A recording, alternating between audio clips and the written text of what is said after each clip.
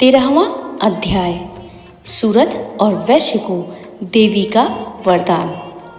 जो उदय काल के सूर्यमंडल की सी कांति धारण करने वाली है, जिनके 4 भुजाएं और 3 नेत्र हैं, तथा जो अपने हाथों में पाश, अंकुश, वर एवं अभय की मुद्रा धारण किए रहती है, उन शिवा देवी का मैं ध्यान करती हूँ। ऋषि कहते हैं, राजन, इस प्रकार मैंने तुमसे देवी के उत्तम महात्म्य का वर्णन किया, जो इस जगत को धारण करती है।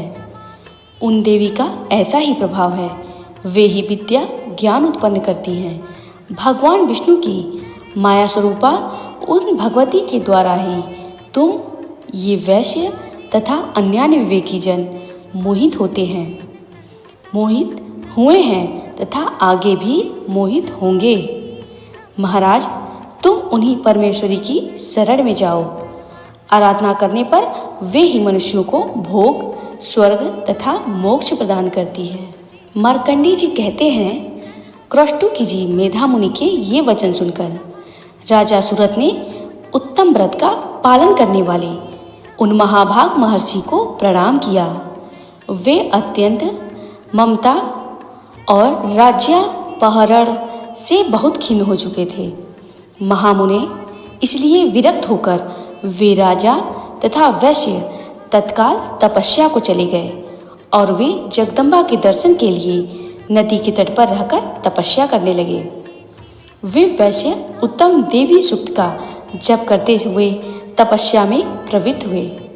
वे दोनों नदी के तट पर देवी की मिट्टी की मूर्ति बनाकर पुष्प, धूप और हवन आदि के द्वारा उनकी आराधना करने लगे।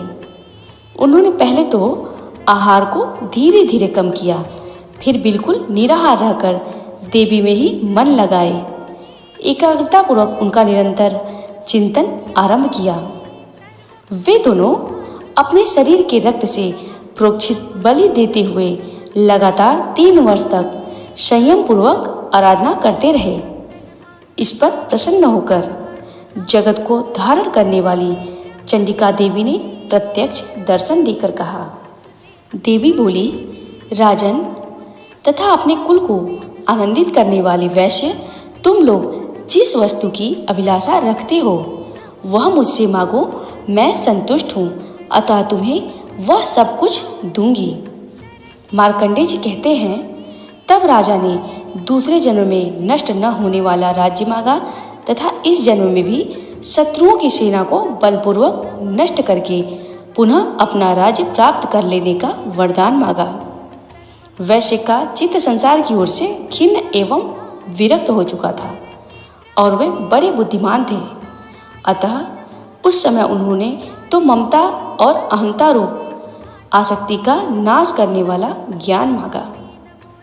देवी बोली, राजन, तुम थोड़े ही दिनों में शत्रुओं को मारकर अपना राज्य प्राप्त कर लोगे।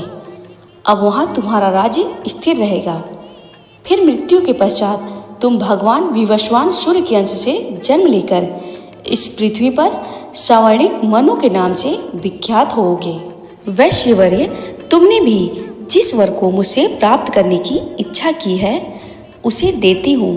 तुम्हें मोक्ष के लिए ज्ञान प्राप्त होगा। मार्कंडेय जी कहते हैं, इस प्रकार उन दोनों को मनोवांछित वरदान देकर तथा उनके द्वारा भक्ति पूर्वक अपनी स्तुति सुनकर देवी अंबिका तत्काल अंतर्ध्यान हो गई। इस तरह देवी से वरदान पाकर क्षत्रियों में श्रेष्ठ सूरत सूर्य से जन्म ले सवर्णिक नामक मनु बने।